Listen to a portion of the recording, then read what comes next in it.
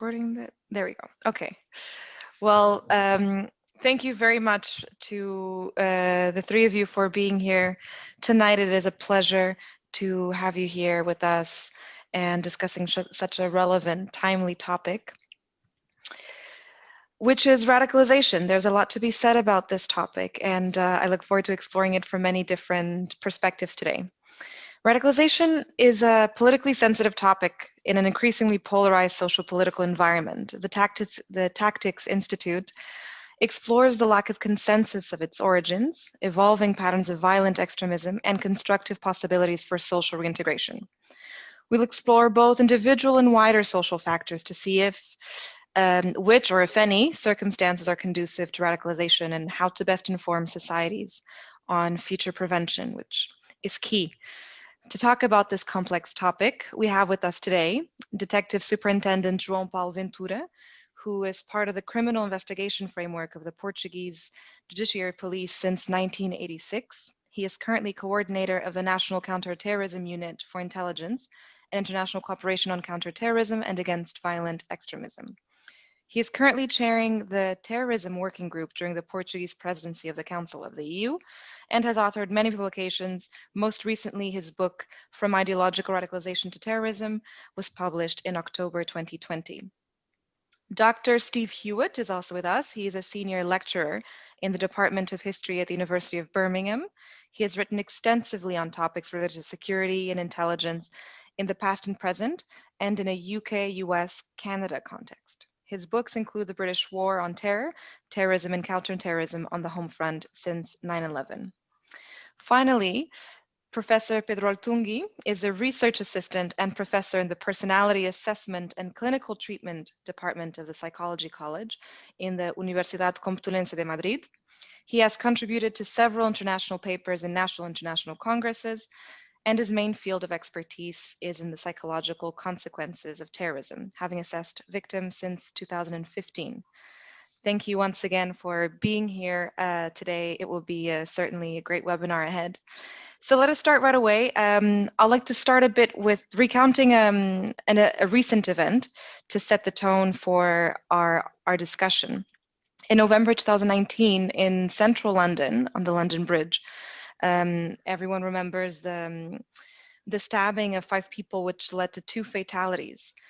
What was interesting about this particular violent attack was that the perpetrator was actually attending at the time an offender rehabilitation conference after being released from prison on a license the year before from serving a sentence for precisely terrorist offenses.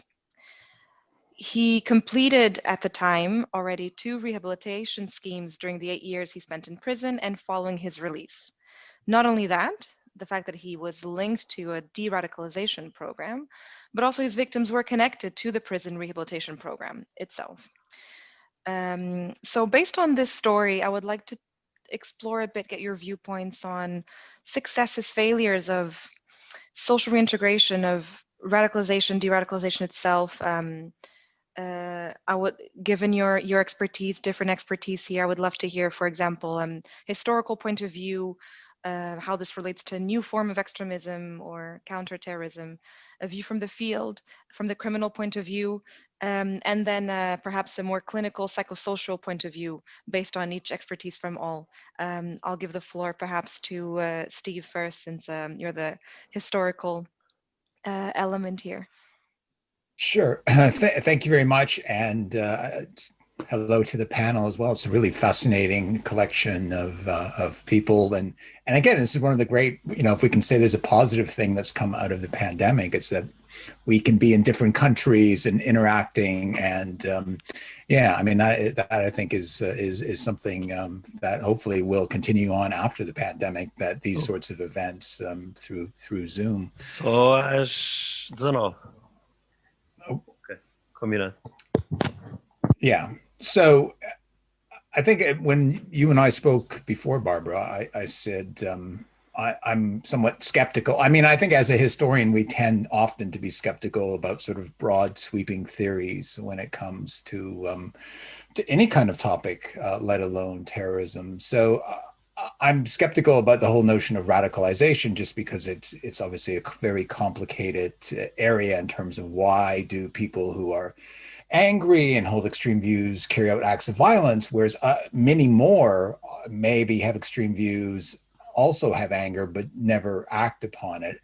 And so if I'm skeptical in a sense about radicalization, and I'm also obviously a bit skeptical about programs that try to de-radicalize people, including how do you actually measure success? Well, success obviously is if someone doesn't go on and do an act of violence. And I think there is some evidence actually that people that have been imprisoned over terrorism offenses maybe have lower levels of recidivism around terrorism than say non-terrorist criminals. So, but obviously when things go wrong, as we saw in London, not just once, actually twice, where you had people that had been in prison for terrorism offenses who came out and then did acts of terrorism. Again, these questions are asked. So historically, of course, you know, if we go back, I mean, this notion of radicalization and de-radicalization, I mean, there kind of are different forms of it, perhaps, that have existed historically, but this is much more of a sort of 21st century approach. Some would argue maybe an effort to a certain extent to maybe medicalize some of these issues. I literally on Monday was teaching about 19th century anarchists and the violence they carried out. And a lone actor, today we would call a lone actor terrorist anarchist, killed the president of the United States in September 1901. And of course, there was all kinds of discussion about why he had done it. And there was blame put on other anarchist theorists that they had radicalized him, although the word wasn't used. There was a blame on the fact that he was from a Polish background. You know, his parents were immigrants. It was the fact that he was of Eastern European background. Those who defended him, such as an anarchist by the name of Emma Goldman, actually pointed to the wider social conditions and that he was so upset over inequality, over the growth of capitalism, that inspired the violence. So you've got all these competing narratives. And I mean, I think it's just, again, such a complicated idea of why someone would do an act of violence like that, that to reduce it to single causes. And again, it's about the individual's own story, and it's about the wider, the wider landscape. But yeah, sorry, that's a long-winded answer to say that. In some ways, I'm not surprised that there might be issues around de-radicalization programs. Right. Yeah, I think it's important to be able to understand that for such complex issues, trying to have these short, broad answers is sometimes an impossibility. Jean-Paul, would you like to comment based on your own experience within the police force and counterterrorism from the state point of view? You're muted. Excuse me, I forgot. I'm always trying to mute it in order to avoid echo, because I just came from a meeting where it happened constantly. Thank you, Steve, for this very clear and useful introduction. I'm also very skeptical about the concept of de-radicalization, because it sounds like sort of brainwashing, you know. And this debate started somehow years ago after the proposal of Professor Moghadam, who used to teach in Washington, D.C. University, Georgetown, I think. I'm not sure if he's still there, on his well-known staircase model to explain political, ideological radicalization. And there was some criticism at the time that is still somehow on the table on the fact that we are somehow interfering with the right of having an ideology or a political mindset which is not necessarily conducive to crime and terrorism. I would prefer, and we work, even if I have to say from a Portuguese criminal police perspective, from our experience on the field, fortunately, we don't have a problem for the moment, whether with terrorist lone actors, right-wing terrorists, or even Islamist religious motivated terrorists. we are somehow a sort of safe haven till the moment. But this is to say that from our perspective, we intend, and we have recent experience, at least on one case, rather on disengagement and desistance. In other words, people are free to keep their own ideologies, mindset, beliefs in terms of a possible political ideology. What we are trying to avoid is preventing people to jump into criminal activity, including those very serious crimes who are terrorist acts. Somehow we have a lot before that, notably when we speak about violent extremism. I would even propose probably a more clear definition as criminal extremism, because we have a number of criminal offenses which are set before the terrorist act itself. So our ambition is to prevent people to go whether on action and speech, because today we speak a lot. There's an ongoing discussion on Barcelona, Catalonia, and the rapper that went to jail because he allegedly incited to terrorism. We have our friend Pedro from Spain. He would be much more probably placed to speak about it, because I think there are other variables to be considered, notably the trend of the separatism in Catalonia, which is a very old issue, and we have other ones in Spain, but I don't want to be impolite in any way. But to say that we try to prevent whether action and speech, incitement and apology to terrorism are clearly some of our concern, and not necessarily, as I said before, to terrorism. If we do have, I can give you an example. We have 27 defendants accused in the beginning of June last, and we're talking about very violent right-wing supporters of the Portuguese chapter of the international organization named Amerskins Nation. And we're speaking about Portugal Amerskins, which is the local or the national chapter of this organization. And they are doing demonstrations towards the parliament against the migrants and refugees. They are beating brutally to death members of the Communist Party or any other left-wing political parties just because of their membership. Those acts were not yet categorized from a criminal law perspective as terrorist acts. We know that many of them are doing drug dealings to finance the organization. And this is all some of the content of our concern as well. Not just bombs and killings and machine guns killing people, or vehicles as we've seen in the United Kingdom and France and Germany, in Christmas market in 2016. So not only people immediately being attacked to die, but also all the ideologically motivated criminal activity that we can have on the table. Mostly on action, but also on the speech.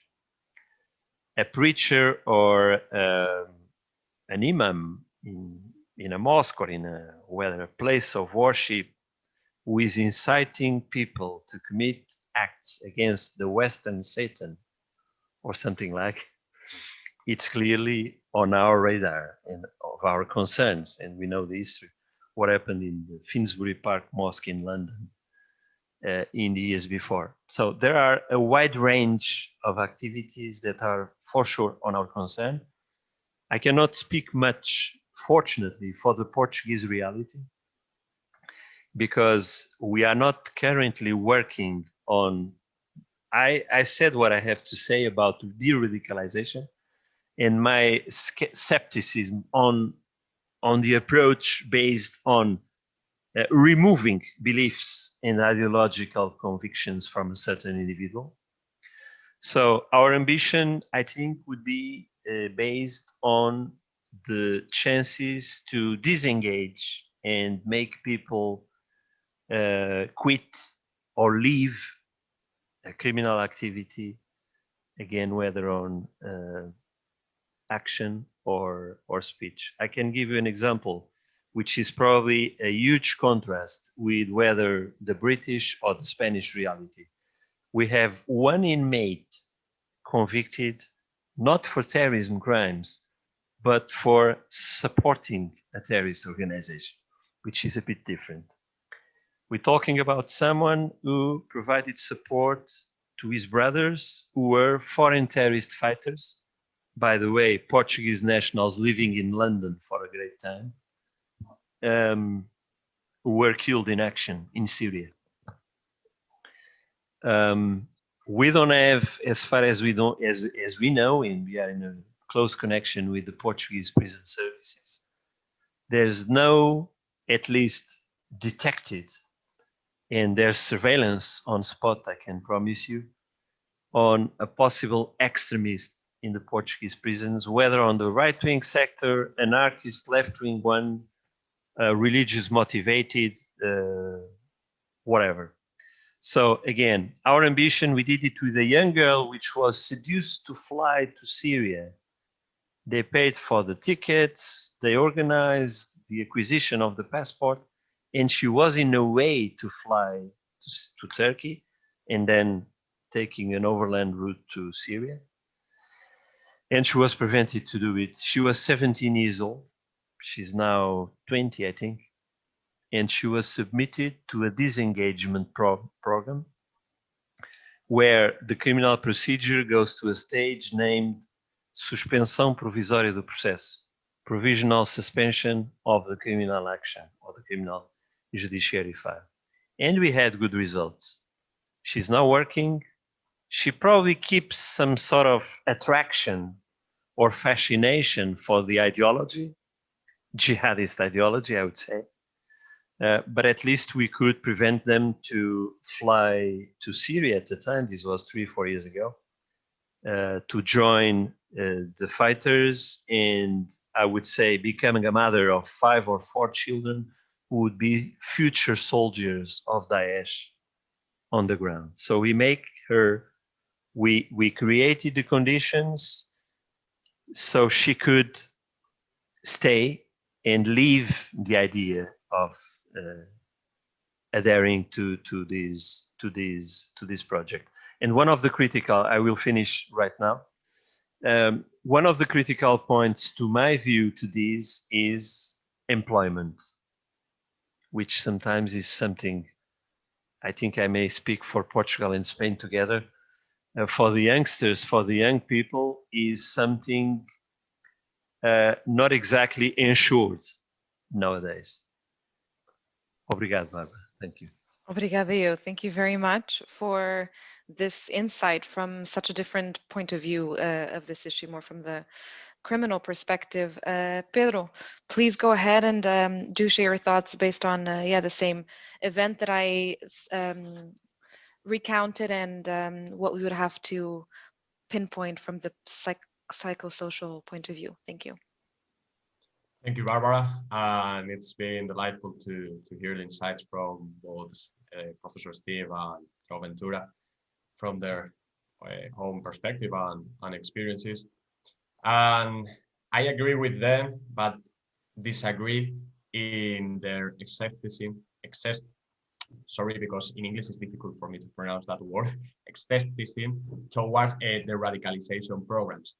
I understand their point of view, their point of view, but as a psychologist, if I wouldn't believe in that the radicalization is possible, what would I be doing?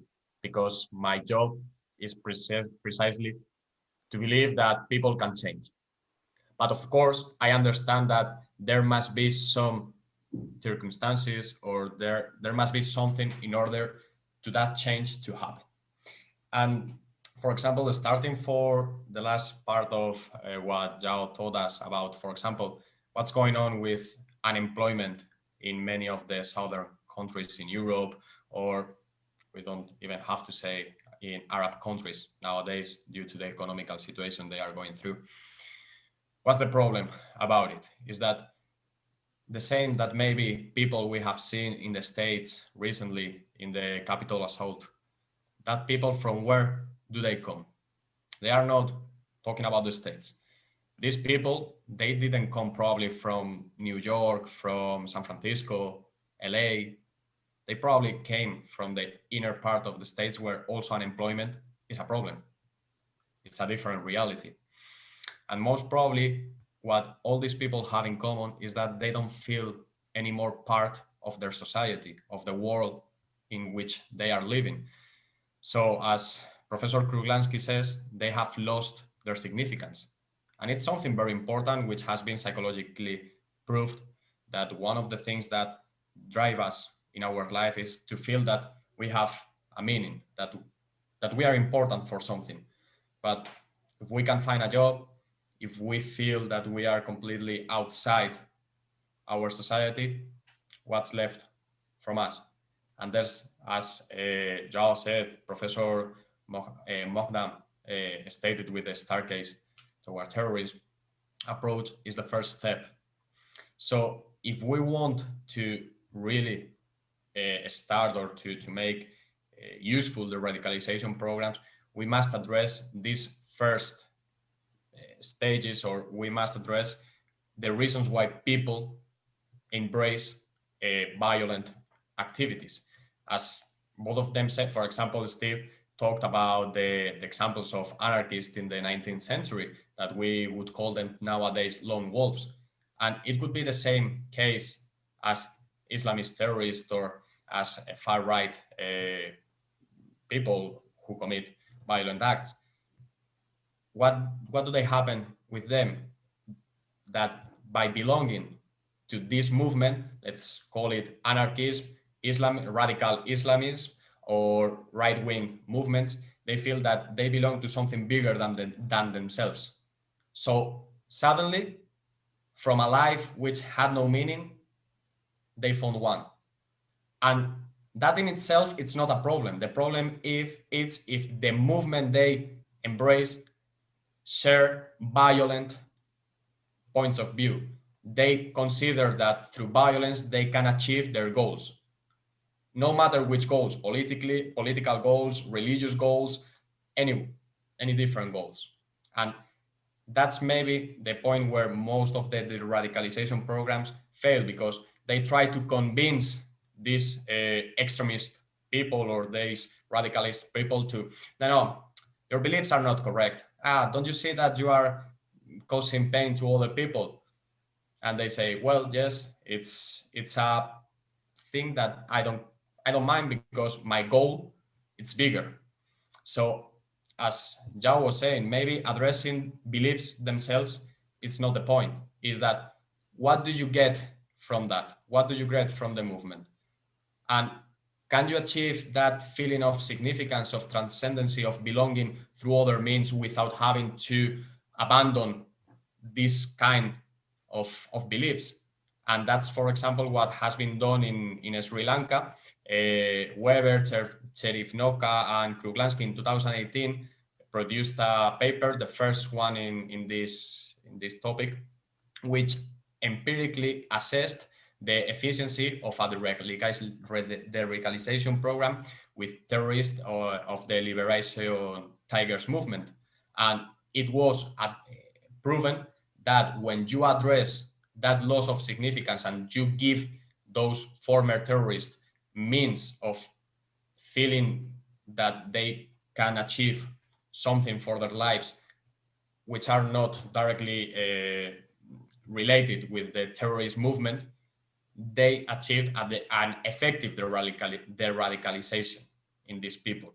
But if you only address, the behaviors, as psychologists, we know that behaviors are produced by our thoughts and by our beliefs. And if we haven't debated, or we haven't given that person different ways for achieving the same goals, of course, I can tell you, no, I've learned the lesson. Violence is not the way. Is not the way.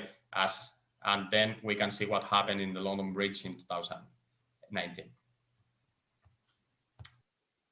Thank you very much. It's very interesting indeed because in the end it's such a human need to have this sense, this feeling like you're leaving a legacy, just feeling like you're important. So the way that this may escalate into extremism, it's for me it's very fascinating to see the different routes and also different perspectives towards it. Um, a bit now shifting into perhaps a more positive, or not, let's see, light, moving forward. So looking, it's very difficult, as we've seen here today in our discussion, to pinpoint causes or factors, or macro or individual, for how to say, hey, this person is gonna do a terrorist attack tomorrow in X place. So moving forward, how can we best inform not just authorities or themselves or agencies, but society, um, to do better in terms of preventive actions, or how to improve rehabilitation programs, how to improve strategies at an EU level, perhaps, or a national level, local level? What would come to your mind when looking forward and trying to improve the situation and instruct societies better towards this new level of integration which needs to happen? Go ahead. The floor is to whoever wants to take it first.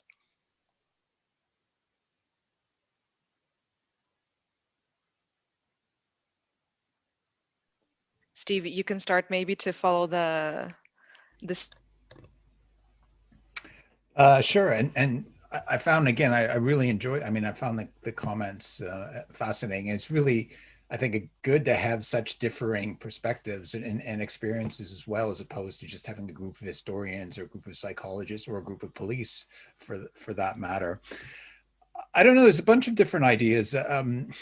I really liked that Zhao used the term disengagement, and I thought that was really interesting. And I know the terrorism scholar John Horgan, who's looked at this issue, has talked about disengagement. That, how do you get people? They maybe still hold those views, but they don't believe that the way to achieve them, or they don't believe that violence is useful.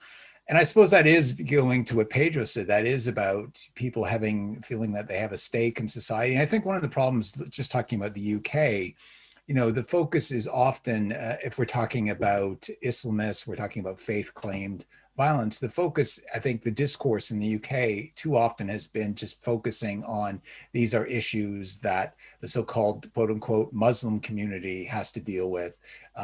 First of all, there isn't like a single Muslim community to begin with, which is, it's lumping a whole wide range of very diverse views.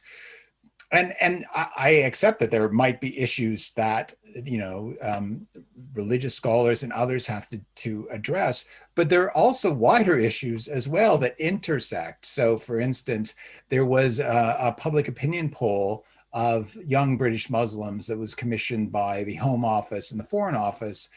This is before the 2005 attacks, to look at attitudes of young British Muslims. And they found that they were angry over British foreign policy. They felt that there was a double standard. And for example, the way that the UK dealt with Israel versus other countries in the region. And of course, then that was also fueled by the invasion of Iraq.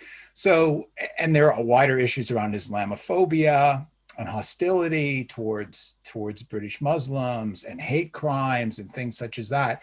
So I think, we need to have like a wider discourse about how people feel welcomed in a society. And again, the more hostility directed at a group of people, the more they then become inward looking. And I say this as a Canadian, where we've had wide range of people coming from all over the world. And there, at times in the past, there's been hostility. And if you want people to integrate, the way not to go about it is to be hostile. This is why, by the way, I think what's going on in France at the moment is completely counterproductive and is also about politics and things such as that. But yeah, I think there needs to be a wider discussion about how people are made to feel to belong to society. Again, I was thinking another British example is Northern Ireland. So you've got, at the moment, you've got Sinn Féin, which was connected to the Irish Republican Army, which believed that violence was needed in order to achieve independence. You ended up having a peace agreement. You end up having Sinn Féin have a stake in the society, involved in running the society. And yes, there are some people that didn't accept that still occasionally engage in violence, but most did. And that was about actually acknowledging the grievances and trying to address them. And it's interesting when it comes to de-radicalization programs, those are never applied to Northern Ireland, even though you had 3,000 people killed over that as part of that conflict. It tends to be directed at British Muslims, also the far right, and environmental extremists as well. So we need to have sort of a broad, holistic discussion, not just about one part of the community, but also governments need to reflect on their policies, and so do wider communities about how they treat minority communities. Yeah, I mean, that sounds a bit utopian, but I think that if we're going forward, that's the kind of meaningful discussion that needs to take place. Thank you very much. And it's good to put utopian ideas out there, I think. Manifestation. João Paulo, Pedro, please go ahead. Okay, Barbara. I think we have to keep in mind that reality, let's speak about Europe. Not only the EU, let's say, the 27 EU member states, plus the UK, despite the Brexit, and also maybe Norway, Switzerland a little bit, which are normally the partners that we have for CT and CVE purposes. The reality between all these 31 countries, if you like, or 30 countries, is quite asymmetric. Whatever topic you can consider, foreign terrorist fighters, right-wing issues, right-wing groups, and again, from a legal perspective, I'm insisting very much in this point, not only at our national level, but also internationally in the EU scope. We have the counterterrorism legislation, which was very much inspired in the Justice and Home Affairs decision from 2002 that changed the landscape in terms of the legal tools to fight the phenomenon. And then before that, you have nothing, because there's no criminal offense of violent or criminal extremism, if you like. To my knowledge, it does not exist in any of the countries. So whether you have terrorism acts or you have ordinary offenses like possession of a weapon, assault, attempted murder, whatever. And that's clearly a lack when dealing with not exactly with the terrorist organizations named and labeled as such, but to those, I would say right and left wing, if you like, tend to be named or labeled as extremists because you don't have a legal feature to apply to them. The other point, so we cannot compare, I'm not to mention the countries individually, but we all know probably that we cannot compare the Portuguese reality with the French, the British, the German, or the Dutch in terms of accession and adhesion to the proposals of jihadist terrorist organizations like Al-Qaeda or Daesh. You cannot compare it because it's also to some extent connected to the colonial traditions, to the communities living in the countries. It's quite wide and complex, but we easily can understand where it comes from. We cannot compare the 14 Portuguese foreign terrorist fighters with over than 1,000 people living in France or with French nationality.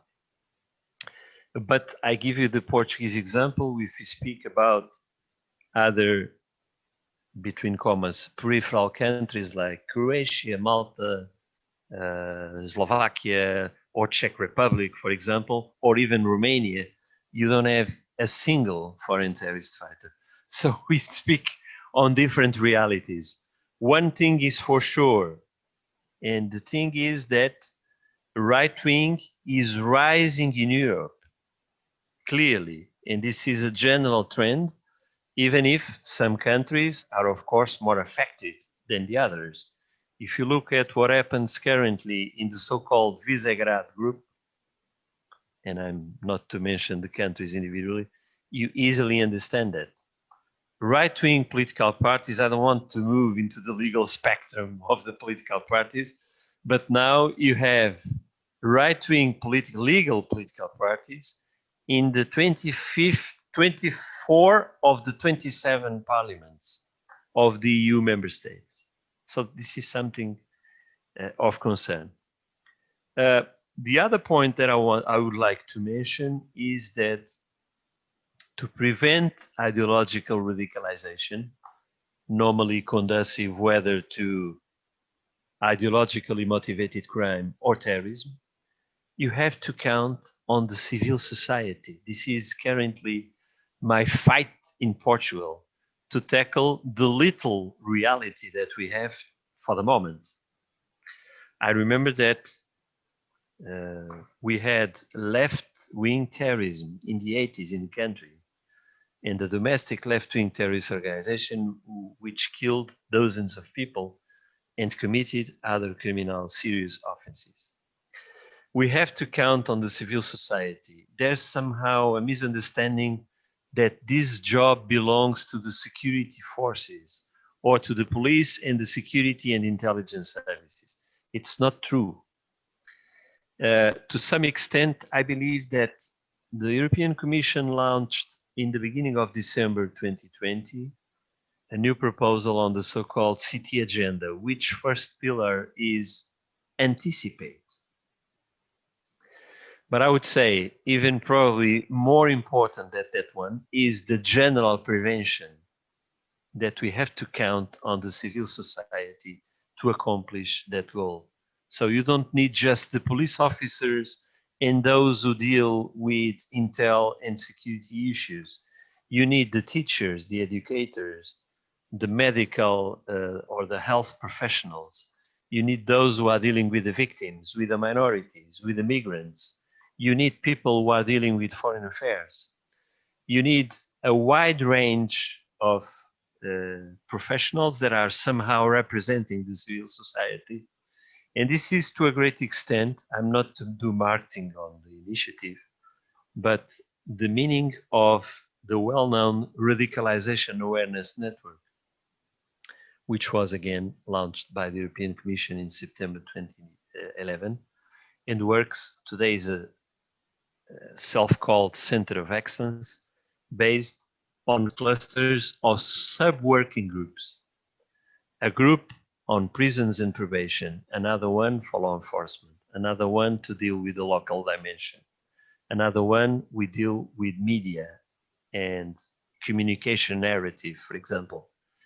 So bringing to us the institutions, because in the sense of local in the communities is very important, because I give you an example. We in PJ, we are 2,000 professionals, and this includes 1,300 criminal investigators for a country comprising nearly 10.5 million people.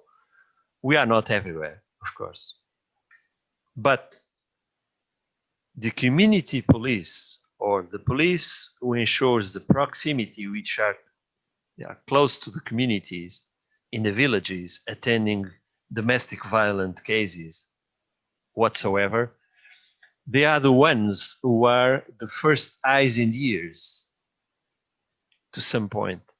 And equivalent to them, again, you have the professors, the educators, the teachers, of course, the doctors, the nurses, those who deal with the victims. I'm not to repeat what I said before.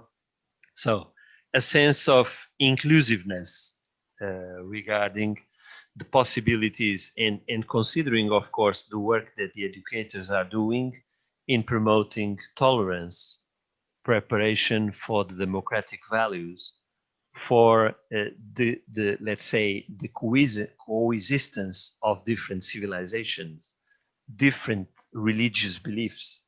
this is the path, preparing people to get ready. We won't solve this problem because the diagnosis is done for quite some time.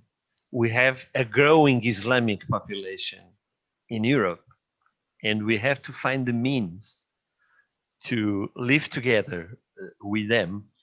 And I would say I was probably a little child at the time, but when this immigration started, notably from the Northern African countries, from Maghreb, from Algeria, Tunisia, Morocco, to countries like Belgium, France, to a minor extent to Portugal and Spain. Spain would become later. They never caused problems, as far as we know. I mean, the issue on the Islamist terrorism, so to speak, did not started on the 9/11, started a little bit before, but there was nothing on the 60s or the 70s or even by the mid 80s. It started somehow with the civilian war in Algeria and afterwards. So these are some, food for thought, if you like. And I will refrain here. Thank you. Thank you very, very much for such a comprehensive outlook on, and also framing it in the context of how demographics have been changing and how this affects also sentiments in society. Pedro, I'll leave the floor to you. Yeah, so I have to say that I 100% subscribe what Steve and Joe have said. One thing is sure, and it's that inequality leads to extremism, and it's something. It's a trend that we can see historically. For example, in that sense, if we read The Origin of Totalitarianism of Hannah Arendt, we can see clearly why totalitarian movements rooted in Europe after the First World War and the 20s crisis. And in that time, it was that inequality was caused by economic reasons mainly, something like we are seeing right now. And maybe these economically caused inequalities are the ones who may give rise to the extreme right-wing movements. But what have happened with the Islamist or the radical Islamist movements, why they have started, as you have said, in the beginning, when immigrants from the Maghreb countries started to come to Europe, it wasn't a problem because they, better or worse, but they were accepted by the society. It's not only that, because it's very easy, as Steve has said, to point out to others and say, no, the responsibility is yours. You that come from Morocco or from Algeria, it's completely your responsibility to integrate in France, in Belgium, in Germany. Me as a Spanish person, I have nothing to do with that. And because I'm from Spain, I can say whatever I want about you. But then if you radicalize or you become an extremist, don't look at me.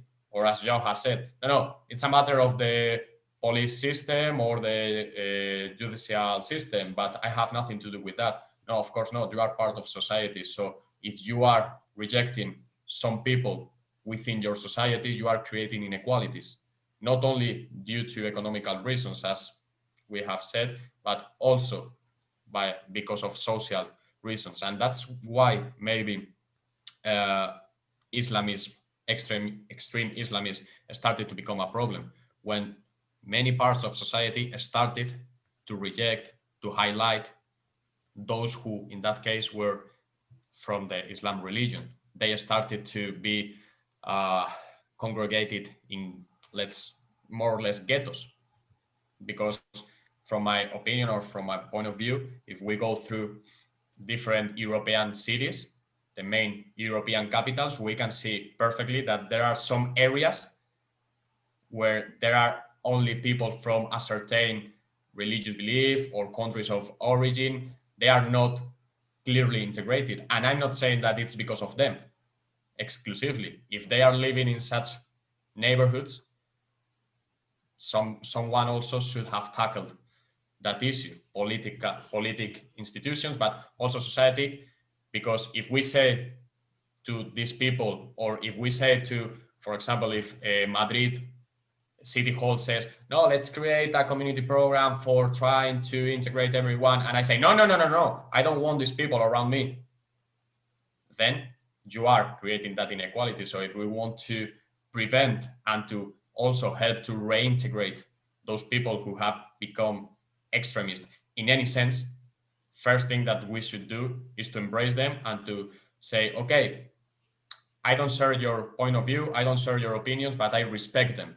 And that's something that we are maybe lacking in the past years, that extremists that we ourselves are doing. We are extremists ourselves in our points of view and in saying, I have the truth, yours or you are not right, so go ahead. So if instead, as Joao was saying, teachers, the people who are in the front line in communities, not only the police, but also the civil society, they also have a lot to do in order to reduce these inequalities and to help everyone to feel part of a multicultural or a multi-ideological community where all ideas can be respected among each other. Then maybe it's as well a little bit utopian, but it's what we have seen, also historically speaking, which gives the best results in a best coexistence in that sense. Thanks. Thank you very, very much. It is indeed very interesting to have this brainstorm and to, unfortunately, perhaps reach conclusions that are utopian, but maybe the best move forward. So let's see. We can have this discussion again in 5 years, and let's see how things evolve. Barbara, you mind if I had just in 2 minutes something? Yes. I mean, I'm Can I? going into final statements. So Okay. would you want to go first then for final? If you please, in support to what Pedro just raised. It's very clear. I don't want to call the well-known social identity theory, but the point is that the fact that you are born in a certain country and you have the ID and passport from that country doesn't make you necessarily, in heart and mind, a national of that country. In other words, those immigrants who came from whether Morocco, Algeria, Tunisia, doesn't matter, they were clearly economic immigrants, but they knew where they are from. They were born in Northern Africa, they're Muslims, they have their own culture. But their sons and grandsons probably were born in Belgium or France and hold the passport and identity. I would say, and this is the picture we have with our own foreign terrorist fighters, which mainly belong to the diaspora, to the Francophone one. They were born there, but they don't see themselves as a product of that society. So we're dealing with some social identity issues. They don't belong any longer to Maghreb or Africa as such, because they were not born there. But the fact that just because they were born in Belgium or France, that make them Belgians or French, because they feel we have to accept there's this sense still prevailing on racism and discrimination in the European societies. It's not an excuse, but it's an easy way for radicalization, because these people, many guys of these, feel they don't belong there. They were born there. They do have the documents, the IDs, and they were raised there, but they don't see themselves as part of that society. And this is an open door to radicalization, to assessing terrorist organizations. We've seen it clearly for the Portuguese ones belonging to the diaspora, doing what they call the hijra, in direction to Syria, was a sort of screaming of revolt. And there was a way of living, an alternative way of living. Our ancestors, we were a country of immigration in the 50s and the 60s, you know the story. A lot of people moved both to France and Germany in particular. economic immigrants. And their sons probably found the means to get based and placed in the society. But today, likewise in Portugal, employment for the young generations in France is not something very ensured, so to speak. So there's an alternative way, which is joining the ISRA, and we're talking about converts in the majority of the cases. On the Portuguese FTF, we're speaking about converts, all of them. None of them were born in Muslim births, and they joined the organization. So if you look at the picture, a final note, because I'm ending right now. The meeting is 1 hour. I'm afraid that it'll cut out. I will in 1 hour. close right now. If you look at the picture on the terrorist attacks in Paris on the 13th of November 2015, and later on in Belgium in March 2016, these are Belgian and French of Moroccan background. All of them, for any reason. That's it. Thank you. Thank you. Yeah, I haven't explored the end of the the time frame situation. Thank you very much for those final statements, João Paulo. Steve, you want to go ahead and give us your final food for thought? Sure. And again, thank you very much for the event. I have to say I'm a bit pessimistic going forward, just because I think we're going to, the risk, especially in Europe, is getting into this cycle of, where the growth of the far right then leads to potentially attacks on some of the minority communities, which then leads to growing extremism among those communities and greater alienation. And yeah, I think we just need to be aware of that, because again, those are the wider forces that fuel into some of the things that we've identified here tonight, the sense of not belonging, feeling alienated, not feeling part of the place that you were born in. And it's really, there's a big risk, I think, going forward. And I think this is going to play out again in France. It is playing out in France at the moment, but I think this is something we need to be aware of. And I don't see any easy solution to that. Realistic. Thank you very much, Pedro. Well, thank you very much for the invitation.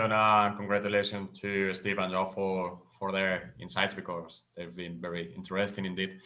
And just for ending, I think that as Steve was saying right now, right-wing extremism and Islamist extremism are two sides of the same coin, which they feed each other, right? Because the more the right-wing movement grows, the more also those who are attacked by these movements try to defend themselves, or the other way around. I don't care. The problem is that we start a non-stop fight in that sense. And maybe the best thing that we could do as a society, and their mass media has a very important guest, is how do they address these both movements? Do they give voice to that ideas, to that actions, or is it better to, I'm not going to say cover them, but give more importance to those messages towards tolerance, towards integration, and not give the news a 1 hour special about right-wing movements and their ideas. Why? Because you are spreading their word. So instead, let's a special of 1 hour about a tolerance discourse. And that's all. Maybe that's the best way that we could help in order to prevent further extremism in the future. Right. Let's see. Thanks. Yeah. Media is always playing a huge role, and civil society was also mentioned here, of course. Well, I leave it up to me to thank you profusely, the three of you, Pedro, Steve, João Paulo, for joining me today, having this very important discussion. Hearing truly your perspectives and your expertise, they're so complementary. It definitely is very valuable for us all to learn a bit more about this topic, and perhaps choose either optimistic or realistic, let's say, outlook on what's to come. Thank you for your time, and I look forward to speaking more, and keep reading your papers and books. Thank you. Thank you very much.